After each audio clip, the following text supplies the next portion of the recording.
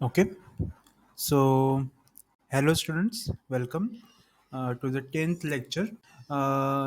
So ह्या लेक्चरमध्ये आपण समरी बघणार आहोत. ऑलरेडी आपण फाउंडेशन कोर्समध्ये खूप साऱ्या गोष्टी बघितलेल्या आहेत.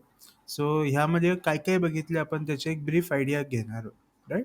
सो स्टार्टिंगपासून एंडपर्यंत कोणते कोणते पॉईंट्स आपण बघितलेले आहेत ते आपण बघणार आहोत, राईट. चालेल. So let us start. So first आपण स्टार्ट केलं होतं बेसिकपासून, that is what is chemistry, right. Chemistry म्हणजे काय ते बघितलं होतं. त्यामध्ये केमिस्ट्री म्हणजे स्टडी ऑफ मॅटर, बरोबर.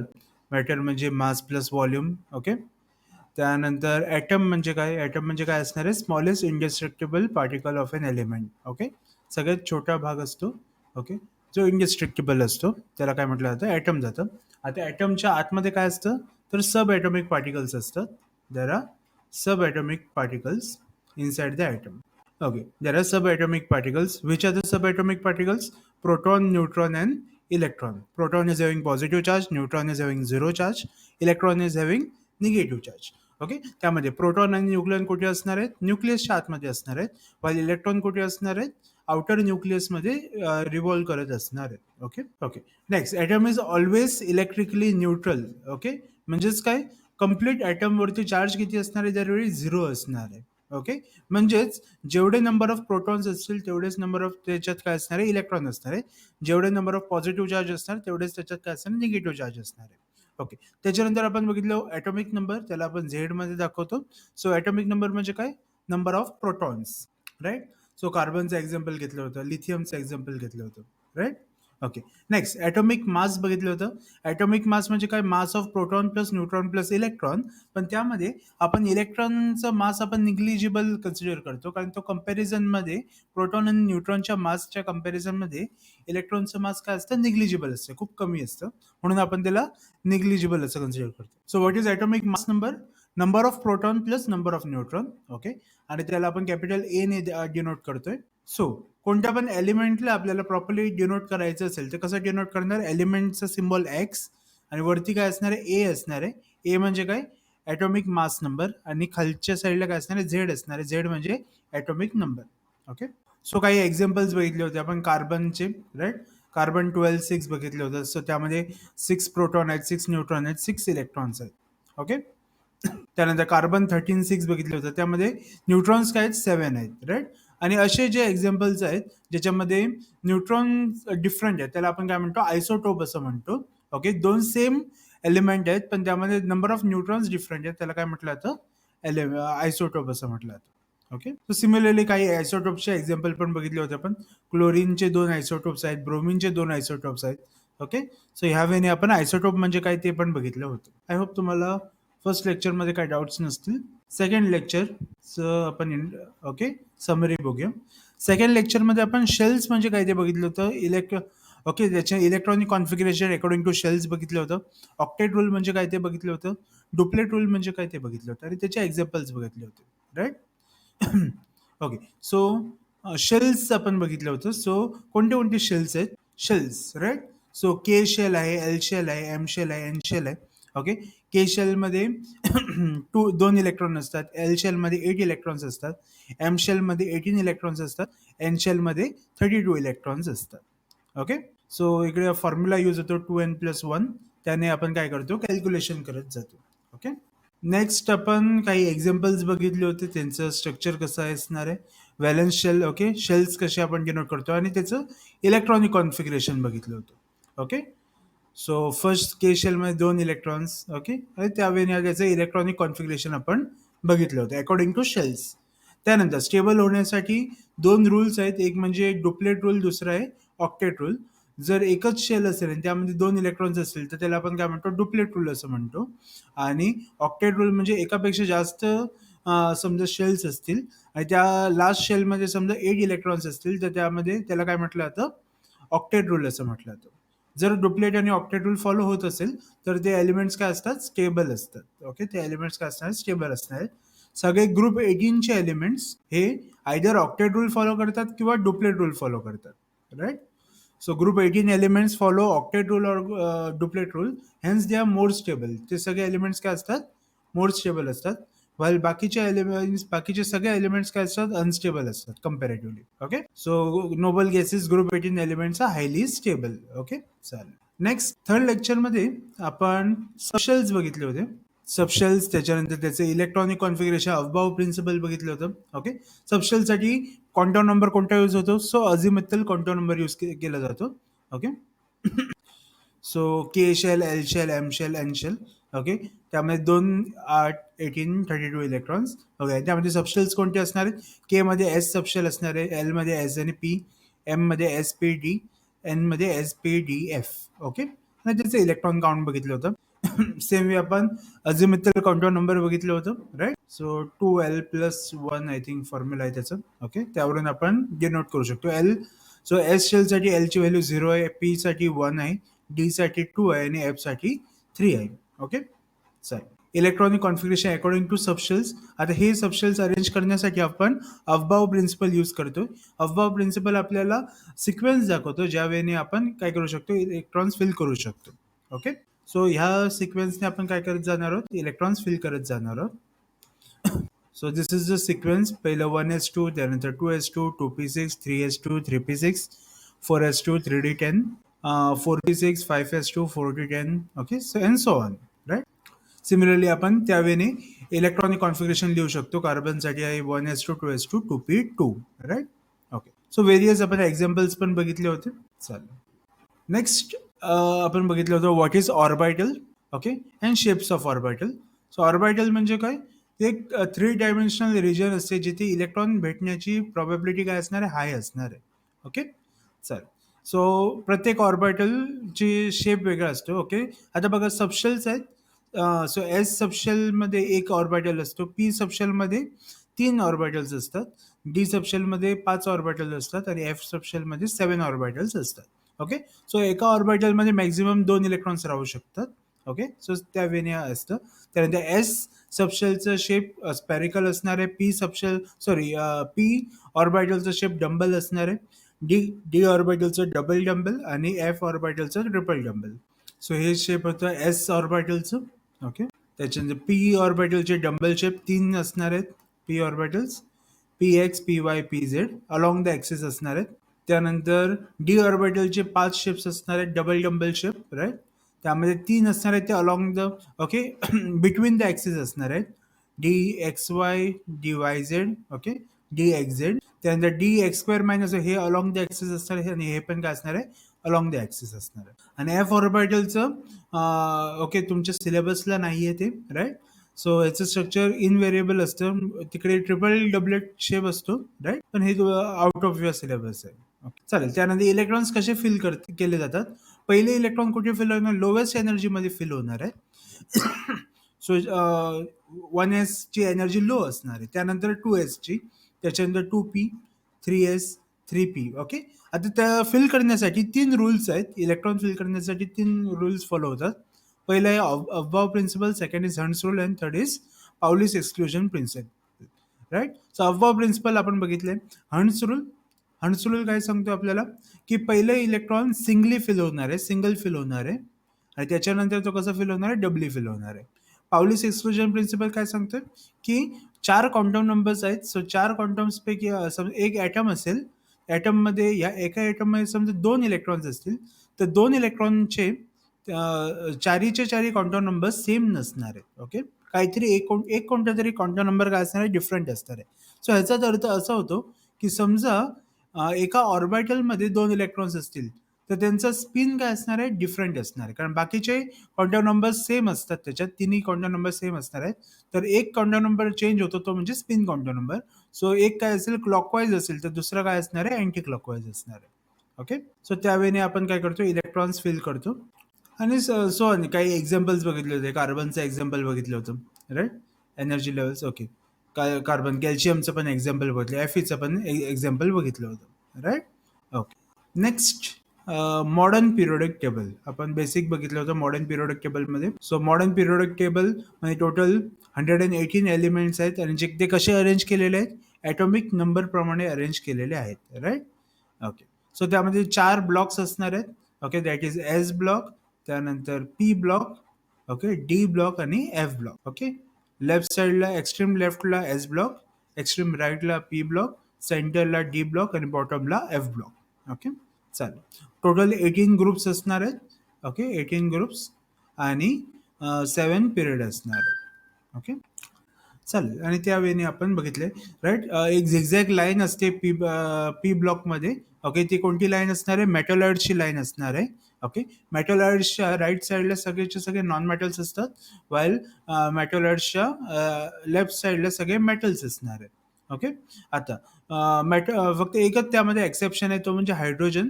हायड्रोजन हा लेफ्ट साईडला आहे, पण तो ॲक्च्युली नॉन मेटल आहे. ओके, हा एक एक्सेप्शन लक्षात ठेवायचा आहे. येस, सो हे ऑलरेडी आपण बघितलेलं आहे. त्यानंतर लास्ट इलेक्ट्रॉन कुठे जातो? ओके, त्यावरून पण आपण मीन्स एलिमेंट्सची पोझिशन पिरियडिक टेबलमध्ये, त्यावरून आपण सांगू शकतो की त्याचं लास्ट इलेक्ट्रॉन कोणत्या सबशेलमध्ये असणार आहे. ओके, सो ह्या वेने अरेंज केलेलं आहे, राईट. सो त्यावेळी आपण त्याचं इलेक्ट्रॉनिक कॉन्फिगरेशन फक्त पिरियडिक टेबल बघूनही सांगू शकतो. Okay, right? So this was the basics of modern periodic table. Next, trends in okay periodic table, modern periodic table. Trends मध्ये खूप सारे पॉईंट्स आहेत. त्यातला फर्स्ट म्हणजे व्हॅलेन्सी. ओके, व्हॅलेन्सी म्हणजे काय की स्टेबल होण्यासाठी ॲटम्स काय करतात, आयदर इलेक्ट्रॉन लूज करतात किंवा गेन करतात किंवा शेअर करतात. बरोबर. सो किती इलेक्ट्रॉन लूज करतात स्टेबल होण्यासाठी, किंवा किती किती इलेक्ट्रॉन गेन करतात किंवा किती इलेक्ट्रॉन शेअर करतात, that is known as valency.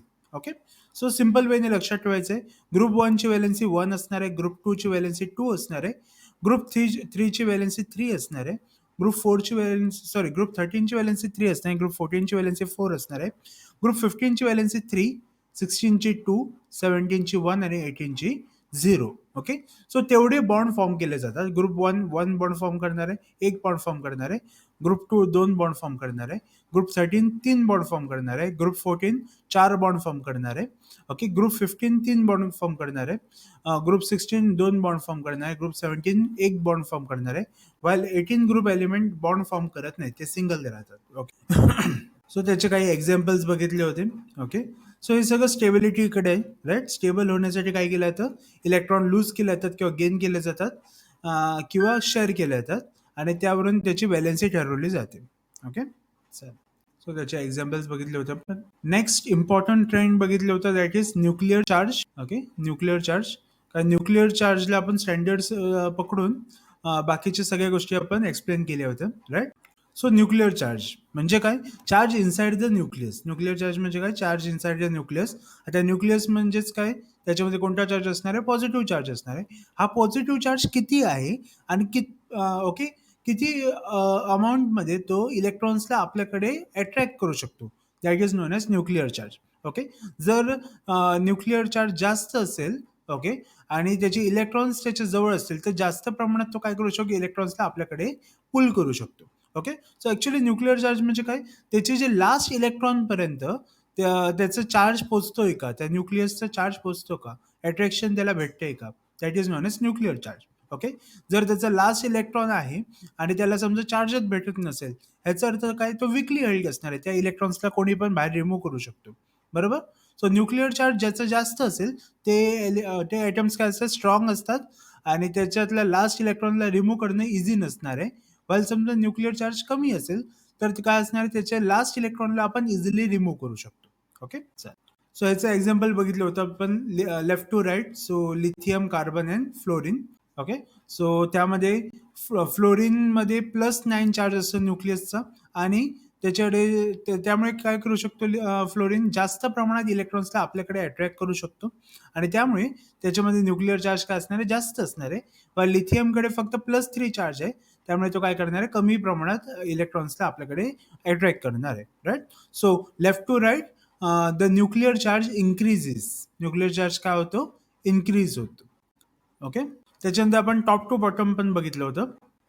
Top to बॉटमचं एक्झाम्पल लिथियम, सोडियम आणि पोटॅशियम घेतलं होतं, राईट. आता टॉप टू बॉटम काय होत चाललंय, शेल एक वाढत चाललेली आहे. सो इकडे लिथियममध्ये 2 शेल्स आहेत, सोडियममध्ये 3 शेल आहेत, वेल पोटॅशियममध्ये 4 शेल्स आहेत. ओके, जशी ओके, शेल्स वाढत गेल्या तसं काय होत जाणार आहे, ह्यांच्यामधला डिस्टन्स जो आहे न्यूक्लियस आणि लास्ट इलेक्ट्रॉन मधला डिस्टन्स, तो पण काय होणार आहे, इन्क्रीज होणार आहे. म्हणजे ते इलेक्ट्रॉन्स काय झाले, लांब गेलेत. आता लांब गेल्यामुळे तो न्यूक्लिअर चार्ज म्हणजे न्यूक्लियसचा जो चार्ज होता लास्ट इलेक्ट्रॉनवर तो काय होणार आहे, कमी होणार आहे. कारण इलेक्ट्रॉन लांब गेलाय ना, तेवढं त्याचं त्याच्यावर त्या इलेक्ट्रॉनवरती कंट्रोल राहणार नाहीये. राईट? म्हणून nuclear charge top to bottom जसं आपण जात जातो तसं न्यूक्लिअर चार्ज काय होत जातो, डिक्रीज होत जातो. राईट? ओके. म्हणून आपलं काय होणार आहे, इलेक्ट्रॉनला आपण काय करू शकतो, मग इझिली रिमूव्ह करू शकतो. सेम वे ॲटॉमिक साईज बद्दल आपण बघितलं होतं. राईट? आता ह्याच्यातच आहे left to right. Left to right जसं जसं जातो आपण तसं तसं न्यूक्लिअर चार्ज वाढतो. न्यूक्लिअर चार्ज वाढल्यामुळे काय होणार आहे, इलेक्ट्रॉन जास्त जवळ येणार आहेत न्यूक्लियसच्या. जास्त जवळ आले ह्याचा अर्थ काय, त्याचं साईज काय होणार आहे, कमी होणार आहे. सो लेफ्ट टू राईट जाताना त्याचं ॲटॉमिक साईज काय होतो, डिक्रीज होतो. वाईल टॉप टू बॉटम ज्यावेळी आपण जातो त्यावेळी नवीन शेल ॲड होते आणि शेल ॲड झाल्यामुळे त्याची साईज इन्क्रीज होते आणि म्हणून ॲटॉमिक साईज इन्क्रीज होणार आहे. ओके. सो आपण हे पण बघितलं होतं, atomic size is directly inversely proportional to nuclear charge. Okay. Means जर न्यूक्लिअर चार्ज इन्क्रीज झालं तर ॲटॉमिक साईज डिक्रीज होणार आहे आणि जर न्यूक्लिअर चार्ज डिक्रीज झालं तर ॲटॉमिक साईज इन्क्रीज होणार आहे. नेक्स्ट आपण बघितलं होतं electronegativity, non metallic character and ionization energy. तिघांचा ट्रेंड सेमच आहे. Okay. So left to right electronegativity, ionization energy आणि नॉन मेटॅलिक कॅरेक्टर हे तिन्ही काय होतात, इन्क्रीज होतात आणि टॉप टू बॉटम तिन्ही गोष्टी काय होणार आहेत, डिक्रीज होणार आहे. So this are directly proportional to nuclear charge. हे तिन्ही काय असणार आहेत, न्यूक्लिअर चार्जला डायरेक्टली प्रोपोर्शनल असणार आहेत. ओके. सो इलेक्ट्रोनिगेटिव्हिटी म्हणजे काय, ability to attract electrons towards itself. इलेक्ट्रॉन्सला आपल्याकडे अट्रॅक्ट करण्याची ॲबिलिटी, त्याला काय म्हटलं जातं, इलेक्ट्रोनिगेटिव्हिटी असं म्हटलं जातं. ओके. त्यानंतर ionisation okay. Non metallic character. Non metallic character म्हणजे नॉन मेटलची जी कॅरेक्टरिस्टिक आहे ती. आता नॉन मेटलची कोणती कॅरेक्टरिस्टिक्स असते, so it can easily accept electron pair. ते काय करू शकतात, इलेक्ट्रॉन पेअर इझिली एक्सेप्ट करू शकतात, म्हणजे इलेक्ट्रॉन एक्सेप्ट करू शकतात. राईट? म्हणजेच इलेक्ट्रोनिगेटिव्ह एलिमेंट काय करतात, इलेक्ट्रॉन एक्सेप्ट करतात. बरोबर? सो सेम त्याचा ट्रेंड असणार आहे, left to right to increase होणार आहे आणि टॉप टू बॉटम काय होणार आहे, डिक्रीज होणार आहे. It is also directly proportional to nuclear charge. And next आपण बघितलं होतं आयोनायझेशन एनर्जी किंवा आयोनायझेशन एन्थॅल्पी किंवा ionisation potential. Okay. So what is ionisation energy. कोणत्या पण ॲटममध्ये जो लास्ट इलेक्ट्रॉन असतो, व्हॅलेन्स इलेक्ट्रॉन असतो, त्याला रिमूव्ह करण्यासाठी किती एनर्जी लागते, त्याला काय म्हटलं जातं, आयोनायझेशन एनर्जी. ओके. सो जर न्यूक्लिअर चार्ज जास्त असेल ह्याचा अर्थ तो इलेक्ट्रॉन जास्त जवळ असेल न्यूक्लियसच्या आणि जास्त एनर्जी त्याला भेटत असणार आहे. त्यामुळे आपल्याला जास्त एनर्जी लागणार आहे त्या इलेक्ट्रॉनला रिमूव्ह करण्यासाठी. बरोबर? सो जसं न्यूक्लिअर चार्ज वाढणार तसं आयोनायझेशन एनर्जी पण काय होत जाणार आहे, वाढत जाणार आहे. राईट? ओके. सो हे तिन्ही गोष्टी डायरेक्टली प्रोपोर्शनल आहेत to nuclear charge. And next last आपण बघितलं होतं लास्ट लेक्चरमध्ये, that is electropositivity, metallic and metallic character. So left to right काय होत जातं, इलेक्ट्रोपॉझिटिव्हिटी डिक्रीज होत जाते. Okay. So what is electropositivity ते अगोदर बघूया. Ability to donate the valence electron. Okay. त्याचे ॲटममध्ये जे काही व्हॅलेन्स इलेक्ट्रॉन असतील, लास्ट शेलवाले इलेक्ट्रॉन असतील, त्याला डोनेट करण्याच्या ॲबिलिटीला काय म्हटलं जातं, इलेक्ट्रोपॉझिटिव्हिटी असं म्हटलं जातं. ओके. सो ज्याच्यामध्ये न्यूक्लिअर चार्ज कमी ते इलेक्ट्रॉन काय होणार आहे, इझिली डोनेट होणार आहेत. ज्याच्यामध्ये न्यूक्लिअर चार्ज जास्त ते इलेक्ट्रॉन इझिली डोनेट होणार नाही आहेत. Right? So left to right ज्यावेळी आपण जातो तर इलेक्ट्रोपॉझिटिव्हिटी काय होते, डिक्रीज होते. म्हणजे लिथियम जो आहे तो इझिली इलेक्ट्रॉन देऊ शकतो, पण कम्पॅरेटिव्हली फ्लोरीन आहे तो इझिली आपल्याकडचा व्हॅलेन्स इलेक्ट्रॉन देऊ शकत नाही, डोनेट नाही करू शकत. ओके. त्याच्यानंतर टॉप टू बॉटम. ज्यावेळी आपण पिरियडिक टेबलमध्ये टॉप टू बॉटम जातोय. ओके. सो त्यामध्ये ओके इलेक्ट्रोपॉझिटिव्हिटी काय होत जाते, इन्क्रीज होते. कारण काय, न्यूक्लिअर चार्ज डिक्रीज होत चाललंय. सो त्यामुळे इलेक्ट्रोपॉझिटिव्हिटी पण काय होणार आहे, इन्क्रीज होणार आहे. राईट? आणि त्यामुळे इझिली आपण काय करू शकतो, जसं साईज इन्क्रीज होते तसं आपण इझिली त्या इलेक्ट्रॉन्सला रिमूव्ह करू शकतो. Okay. Next metallic character. Metallic character म्हणजे काय, okay, ability to donate valence electron. म्हणजे इलेक्ट्रोपॉझिटिव्हिटी आणि मेटॅलिक कॅरेक्टर ऑलमोस्ट सेमच आहे. राईट? मेटलचं कॅरेक्टर असतं, मेटल इझिली काय करतं, आपल्याकडचे इलेक्ट्रॉन लूज करतात. Okay. So this character is known as metallic character. Okay. So ट्रेंड्सचं आपण ओव्हरव्ह्यू बघूया. Okay. Trends in periodic table. Nuclear charge left to right increase होतो, टॉप टू बॉटम डिक्रीज होतो. Electronegativity left to right increase होते, top to bottom decrease होते. Non metallic character left to right increase होतं, top to bottom decrease होणार आहे. Ionisation energy left to right increase होणार आहे, top to bottom decrease होणार आहे. ओके. त्यानंतर atomic size left to right decrease होणार आहे. ओके. त्याच्यानंतर टॉप टू बॉटम इन्क्रीज होणार आहे. Electropositivity left to right decrease होणार आहे, टॉप टू बॉटम इन्क्रीज होणार आहे. आणि metallic character left to right decrease होणार आहे आणि टॉप टू बॉटम इन्क्रीज होणार आहे. सो न्यूक्लिअर चार्ज, ओके, और electronegativity in non metallic character ionization energy is directly proportional to nuclear charge, and atomic size, electropositivity and metallic character is inversely proportional to nuclear charge. Okay. Hope एवढ्यापर्यंत clear असेल. So एवढ्यापर्यंत points आपण बघितलेले आहेत. Next point आपण next series start करणार आहोत. त्यामध्ये आपण केमिकल बॉन्डिंग म्हणजे काय ते बघणार आहोत. हे पण बेसिक मधलंच पॉईंट आहे, पण ह्याला स्पेसिफिकली सेपरेट बघूया आपण, कारण यामध्ये पॉईंट जरा जास्त आहेत. सो केमिकल बॉन्डिंग कोणत्या टाईप्सचे आहेत, टाईप्स ऑफ केमिकल बॉन्ड्स, ते वगैरे सगळं आपण बघणार आहोत. ओके. त्या एकदा तो एक पॉईंट झाला, त्यानंतर आपण IUPAC नोमेनक्लेचर बघणार आहोत. IUPAC nomenclature of organic compounds. Okay. So त्या पॉईंटकडे आपण जाणार आहोत. ओके. सो आपण इकडे स्टॉप करूया. थँक्यू.